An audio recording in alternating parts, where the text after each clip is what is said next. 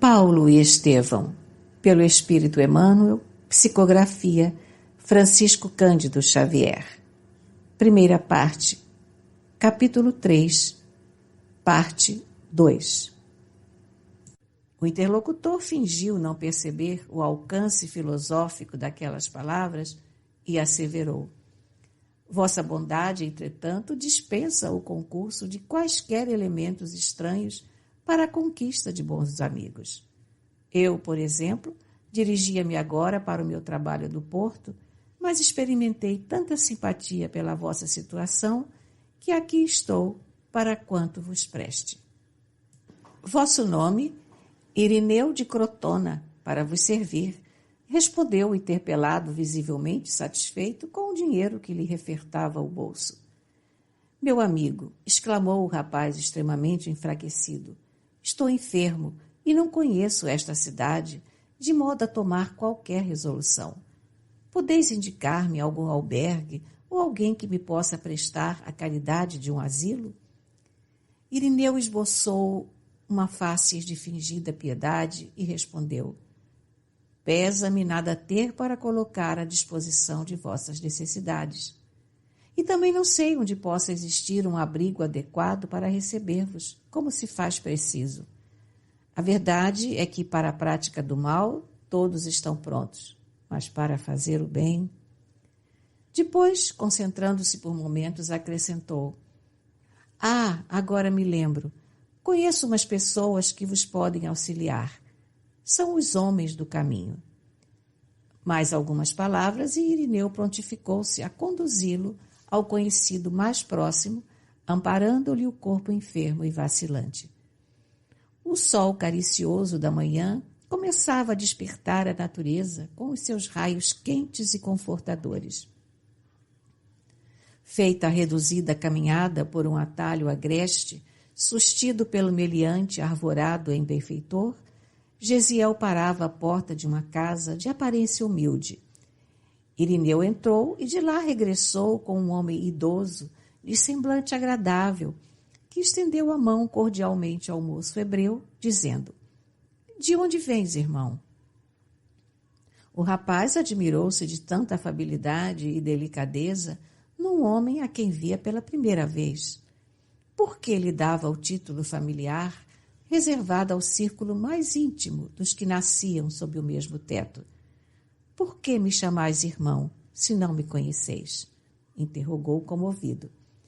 Mas o interpelado, renovando o sorriso generoso, acrescentava: Somos todos uma grande família em Cristo Jesus. Gesiel não compreendeu. Quem seria aquele Jesus? Um novo Deus para os que desconheciam a lei? Reconhecendo que a enfermidade não lhe dava ensanchas a cogitações religiosas ou filosóficas, respondeu simplesmente: Deus vos recompense pela generosidade da acolhida. Venho de Cefalônia, tendo adoecido gravemente em viagem, e assim é que, neste estado, recorro à vossa caridade. Efraim, disse Irineu dirigindo-se ao dono da casa, nosso amigo tem febre e o seu estado geral requer cuidados. Você, que é um dos bons homens do caminho, há de acolhê-lo com o coração dedicado aos que sofrem. Efraim aproximou-se mais do jovem enfermo e observou: Não é o primeiro doente de Cefalônia que o Cristo envia à minha porta. Ainda anteontem, outro aqui surgiu com o corpo crivado de feridas de mau caráter. Aliás, conhecendo a gravidade do caso, pretendo logo à tarde levá-lo para Jerusalém. Mas é necessário ir tão longe? Perguntou Irineu com certo espanto.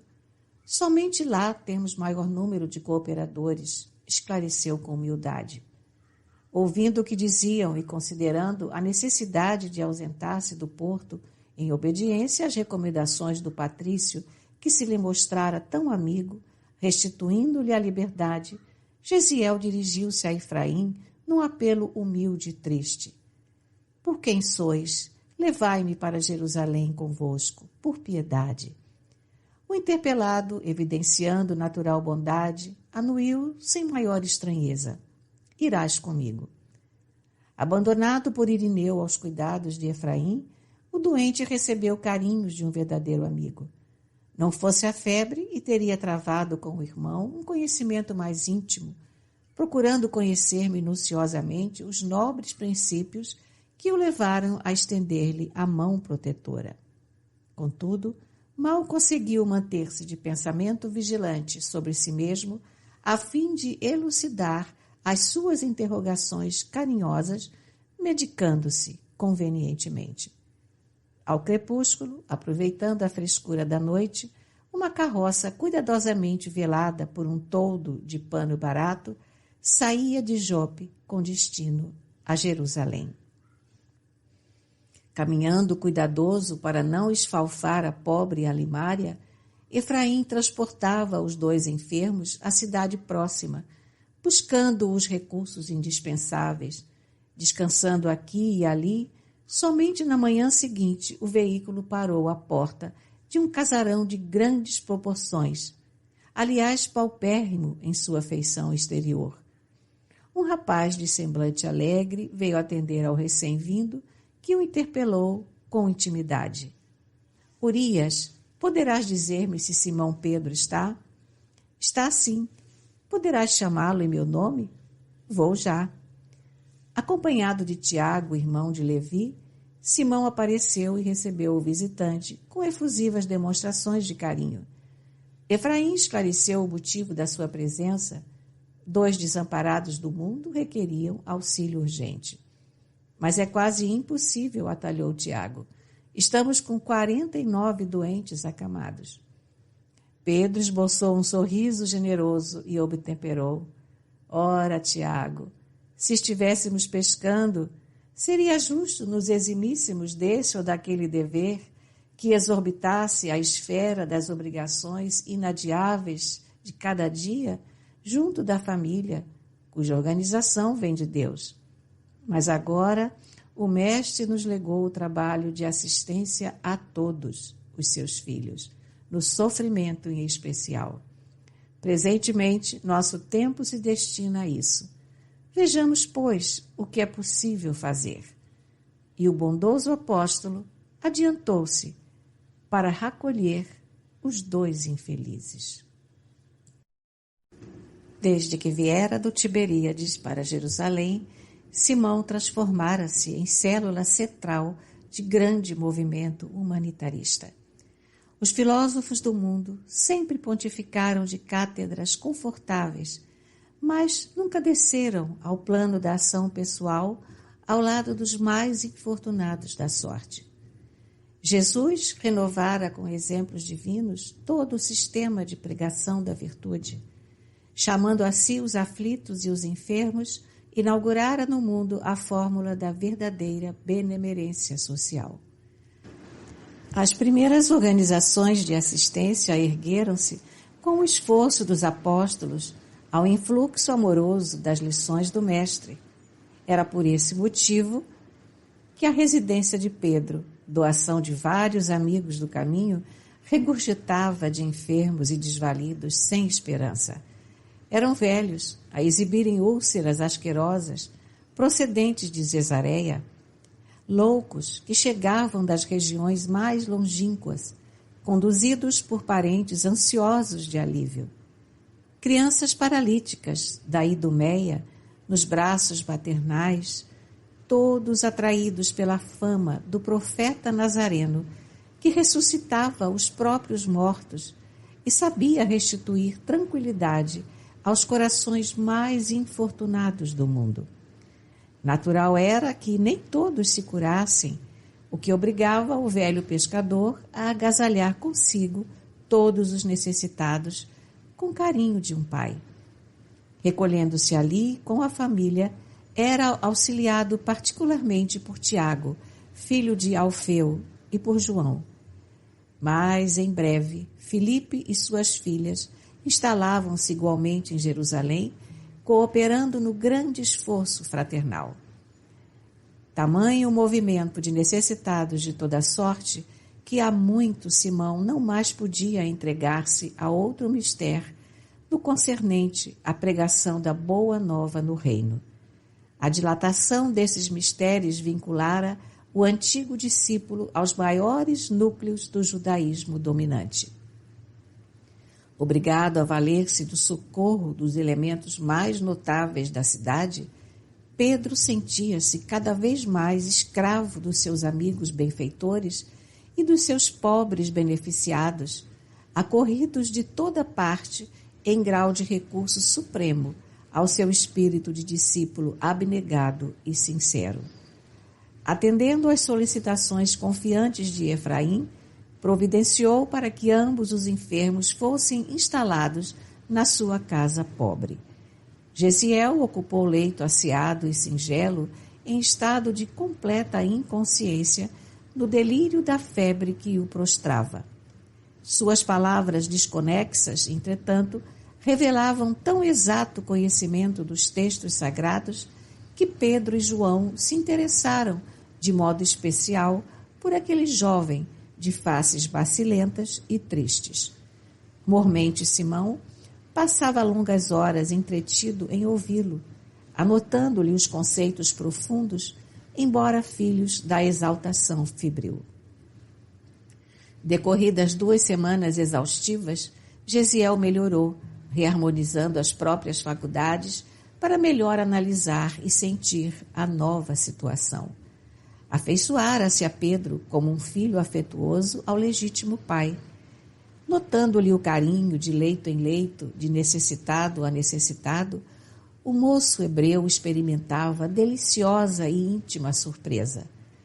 O ex-pescador de Cafarnaum, relativamente moço ainda, era o exemplo vivo da renúncia fraterna. Tão logo convalescente, Gesiel foi transferido a ambiente mais calmo, à sombra amena de vetustas tamareiras que circundavam a velha casa. Entre ambos estabelecera-se, desde os primeiros dias, a corrente magnética das grandes atrações afetivas. Dessa manhã, as observações amáveis sucediam-se e, não obstante a justa curiosidade que lhe pairava na alma a respeito do interessante hóspede, Simão ainda não tinha logrado o ensejo de um intercâmbio de ideias mais íntimo, de maneira a sondar-lhe os pensamentos, inteirando-se dos seus sentimentos e da sua origem.